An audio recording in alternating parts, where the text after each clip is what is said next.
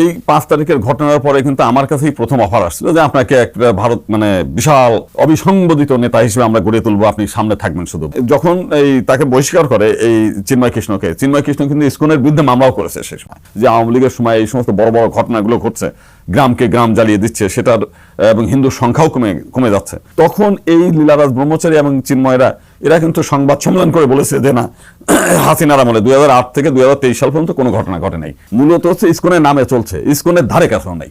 এটা চলছে হচ্ছে চিন্ময় সে তো রীতিমতো ভাবে আমরা যেদিন একজন বলছে যে তার প্রতি মাসে নাকি 2.5 লাখ টাকা লাগে হাত খরচ, তার এই টাকাটা কোথা থেকে আসে, কে আসে আমরা জানি না, এটা আমরা শোনা কথা আর কি।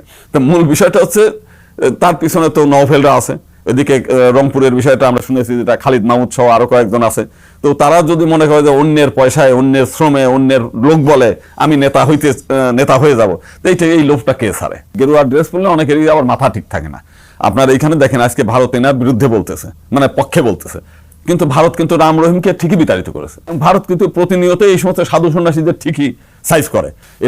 এরা এত চতুর যে নিজেদের দায়ভারটা ইসকনের ঘাড়ে চাপিয়ে দিচ্ছে। এদের পিছনে যারা উস্কানিদাতা তাদেরও আইনের আওতায় আনা উচিত বলে আমি মনে করি। এই দিকে দৃষ্টি দেওয়া উচিত। এই দিকে দৃষ্টি না দিয়ে তাদের দৃষ্টিটা ভিন্ন দিকে প্রবাহিত তারাই করছে কৌশল করে, যাতে মানুষ প্রকৃত আসামিদের, প্রকৃত যারা দুষ্কৃতিকারী তারা যেন বেঁচে যায়। এই মানুষের দৃষ্টি যেন ইসকন নিয়ে ভাবে। এই 5 তারিখের ঘটনার পরে কিন্তু আমার কাছেই প্রথম অফার আসছিল যে আপনাকে একটা ভারত বিশাল অবিসংবাদিত নেতা হিসেবে আমরা গড়ে তুলবো, আপনি সামনে থাকবেন। শুধু যারা অফার দিয়েছিল এই কথাটা আমি নাইবা বললাম, কারণ এটা নিয়ে অনেক ব্যাপার স্যাপার আছে। আমি কিন্তু তার ডিনাই করেছি। কেন করেছি? যে আমি নিজে মূলত হচ্ছে আমার সম্প্রদায়কে নিয়ে আমি সংগঠন করি। তা আমার সম্প্রদায়ের মানুষের চোখের জল কিংবা রক্তের উপর দিয়ে আমি তো নেতা হতে চাই না। আমি এটা বলেছি, আমি সরাসরি না করে দিয়েছি।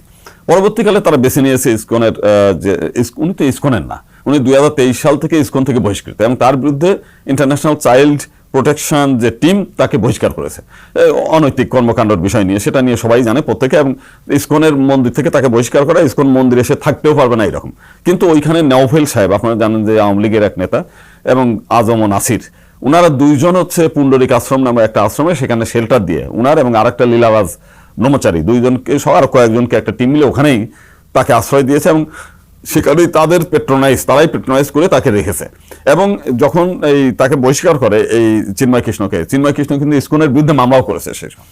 তার ইসকনের সঙ্গে দ্বন্দ্ব ছিল সেই সময় থেকে, কিন্তু যেহেতু আওয়ামী লীগ জড়িত ওদের পক্ষে, এবং আমরা যখন 2008 সাল থেকে 2023 সাল পর্যন্ত ব্যাপকভাবেই আন্দোলন করছিলাম যে আওয়ামী লীগের সময় এই সমস্ত বড় বড় ঘটনাগুলো ঘটছে, গ্রামকে গ্রাম জ্বালিয়ে দিচ্ছে সেটার, এবং হিন্দুর সংখ্যাও কমে যাচ্ছে, এটা নিয়ে যখন আমেরিকার কংগ্রেসম্যানরা এসে বাংলাদেশে এসে তদন্ত করে রিপোর্ট পেশ করলো, তখন এই লীলারাজ ব্রহ্মচারী এবং চিন্ময়রা এরা কিন্তু সংবাদ সম্মেলন করে বলেছে যে না, হাসিনার আমলে 2008 থেকে 2023 সাল পর্যন্ত কোনো ঘটনা ঘটে নাই, হিন্দুরা অত্যন্ত সুখে আছে, ভালো আছে।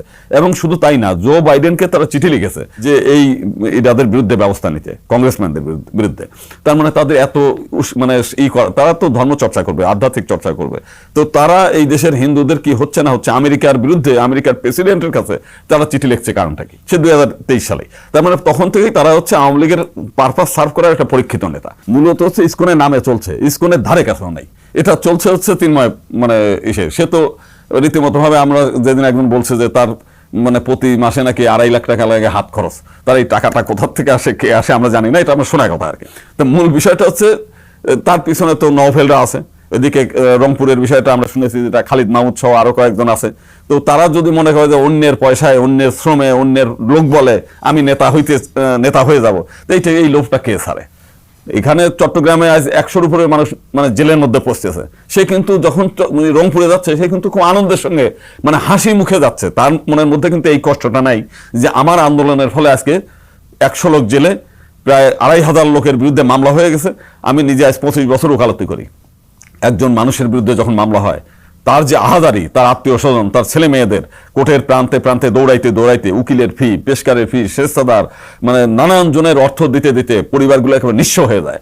অথচ তার মধ্যে কিন্তু সেই অনুশোচনা নাই যে আমি যে আজকে আন্দোলন করছি, এই আন্দোলনের ফলাফলটা হচ্ছে প্রায় কয়েক হাজার, প্রায় 5-7 হাজার লোক ভিকটিম হয়ে যাবে। পুলিশ প্রত্যেকের হয়রানি করবে, যে নিরীহ তার বাড়ি হয়রানি করবে, যে করছে তাকেও হয়রানি করবে।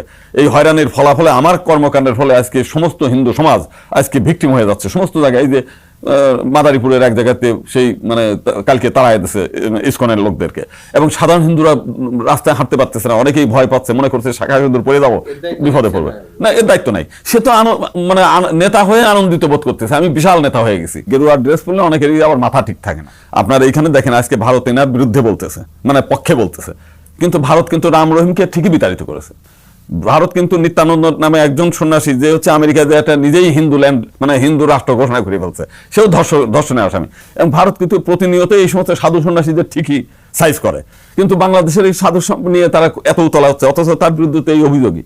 আর যেখানে আমাদের অনেকে একজন বলছে যে তার কাছে শিশু এবং নারী নিরাপদ না, বাংলাদেশের হিন্দু এক হিন্দু নেতা, ঐক্য পরিষদের এক নেতা, তাহলে যেখানে এই অবস্থাটা জানছে তারা মানে জানবে, শুনবে, তারপরে না বিবৃতি দিবে। তা নাহলে আজকে যেটা বাংলাদেশের ইসকন বলছে আমাদের কেউ না, এখানে সাধারণ হিন্দু সমাজ ক্ষিপ্ত হয়ে গেছে, তাদের ছেলেদের গেলে পরে তাদের শ্লীলতাহানি করতেছে, তাদের মান মর্যাদা নষ্ট করতেছে।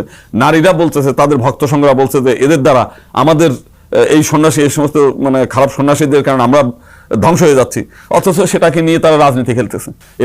এরা এত চতুর যে নিজেদের দায়ভারটা ইসকনের ঘাড়ে চাপিয়ে দিচ্ছে। অথচ আজকে উচিত ছিল যে সমস্ত জায়গাতেই মিছিল মিটিংয়ে সনাতনী জাগরণ মঞ্চ যেটা, তাদের নেতাদেরকে ধরা, তাদের নেতাদের জিজ্ঞাসাবাদের আওতায় আনা। কিন্তু জনগণ কেন যেন মানে আমাদের যারা সংখ্যাগরিষ্ঠ মানুষ কিংবা প্রশাসন কিংবা যারা সরকার চালাচ্ছে, এরা যেন কেন যেন এই আসামিদেরকে ছেড়ে দিতে চায়, এদের শাস্তির আওতায় আনতে চায় না। এমনকি শুধু তাই না, এদের পিছনে যারা উস্কানিদাতা তাদেরও আইনের আওতায় আনা উচিত বলে আমি মনে করি। এই দিকে দৃষ্টি দেওয়া উচিত, এই দিকে দৃষ্টি না দিয়ে তাদের দৃষ্টিটা ভিন্ন দিকে প্রবাহিত তারাই করছে কৌশল করে, যাতে মানুষ প্রকৃত আসামিদের, প্রকৃত যারা দুষ্কৃতিকারী তারা যেন বেঁচে যায়। এই মানুষের দৃষ্টি যেন ইসকন নিয়ে ভাবে, এটাও কিন্তু তাদের কৌশল। এই ফাঁদে যেন মানুষ না পড়ে, এটা হচ্ছে আমার